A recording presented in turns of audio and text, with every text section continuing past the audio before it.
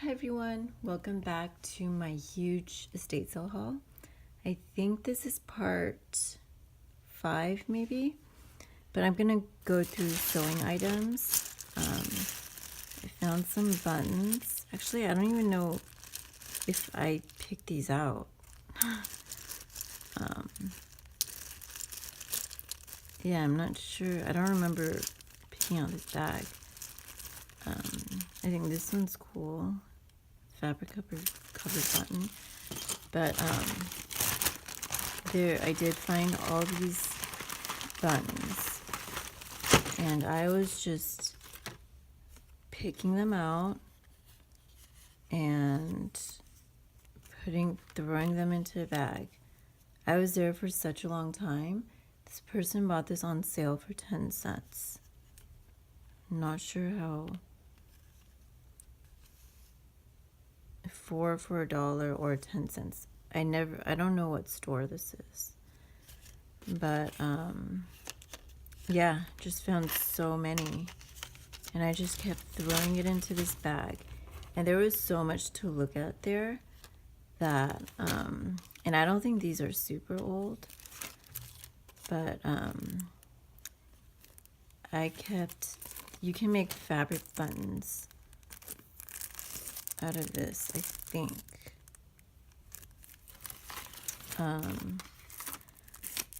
But there was so much to look at, so I was just trying to be fast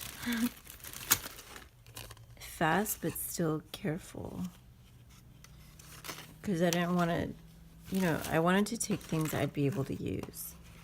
And I'm thinking of making sewing journals and just including these in the sewing journals, or making pockets out of them, But yeah, I think this is a great stash.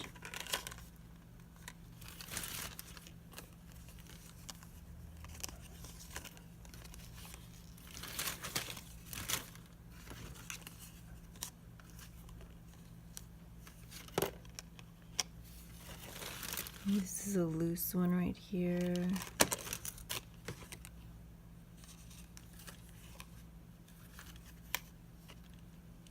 That's a cool one. I don't know if you can see the texture on that.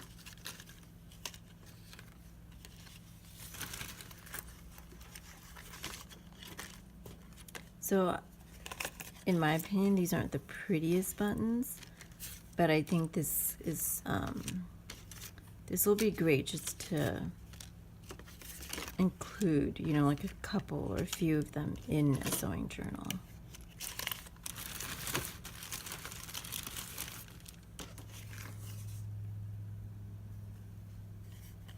I love this packaging though, with the light blue and the light pinks.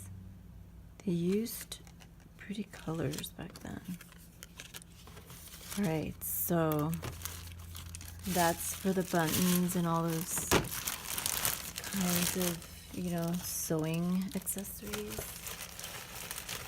Next, well, the rest that I have, they're all just patterns. But I found so many patterns, like so many. And when I was done with done shopping and I had loaded up and everything, she was like, why don't you go back in and just take as many patterns as you want for free? I was like, okay. So I went in and I got a whole bag full of patterns for free. But let me show you the ones that I picked out first. And I picked out ones that were 70s or older, and some 80s ones might have gotten in the mix, but I thought this one was cool. And this one is 1966. This is from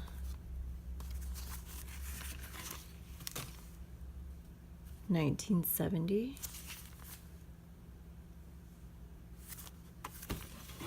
And if my phone cuts out, if my phone cuts out, it's because it ran out of storage.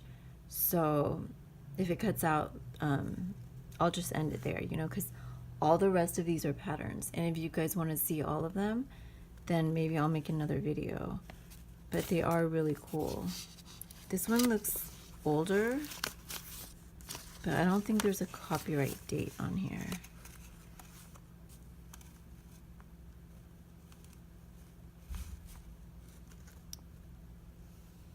Yeah, I don't see it, like, but I think it's cool. It's something different. This one was really cool.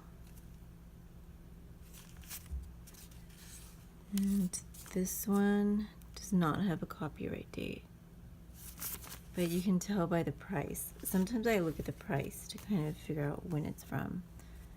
This one,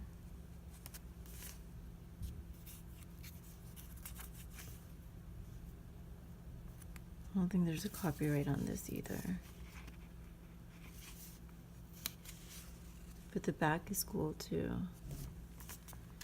So to give you an idea of how many patterns I got this box right here. So like a pretty small stack right there. And then I got this bag. And then I got this giant bag. So this whole bag is full of patterns. So I'm not gonna look for the date on all these, just so we can get through as many as we can. And they are really pretty ones, so like that's so different.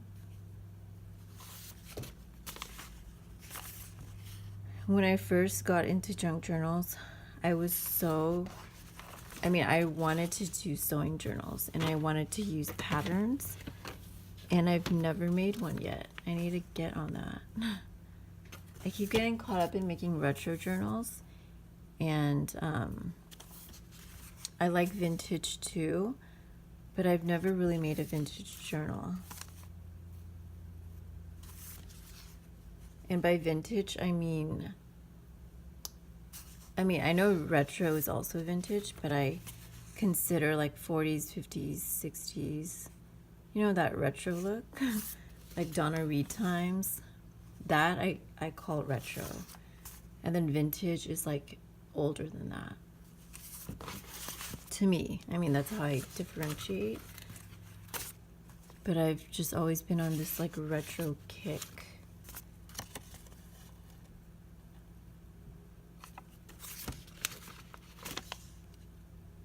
And it takes me so long to make a journal. Like, I feel like in the beginning, I'm really organized about it and really gung-ho about it.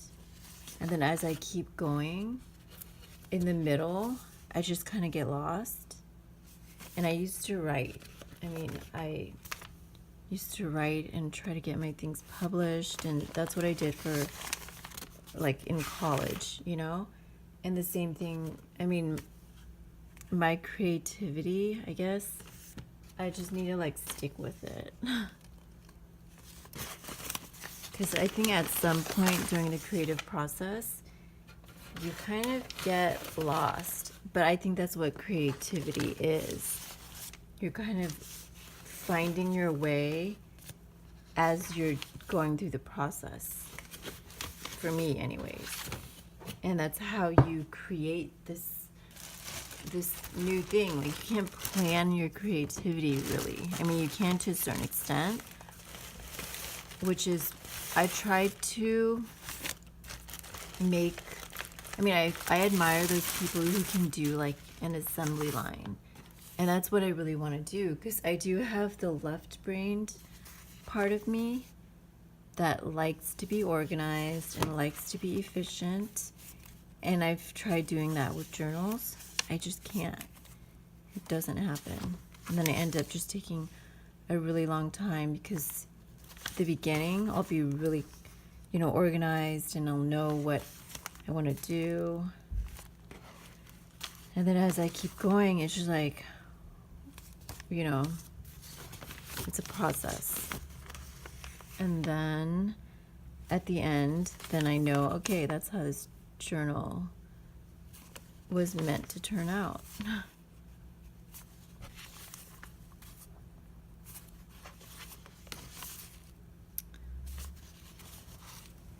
And I think for me, I tend to over embellish. I mean, a lot. Which I kind of want to get away from that. But then I don't know. It's like I want to make it really pretty and really overdone, because that's how I am creatively. But then it just, at some point, you have to stop, you know? So these are getting into more of the 80s images, I think. I mean, I think I separated out. I think these are all 80s. That is cool. These are all 80s. And then I think this next batch right here is all 70s. I'm pretty sure. And then after this batch, I have another batch. Maybe we can get through it in this video.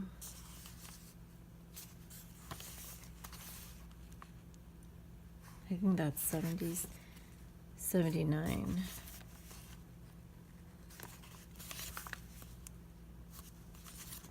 I want to make a 70s journal too.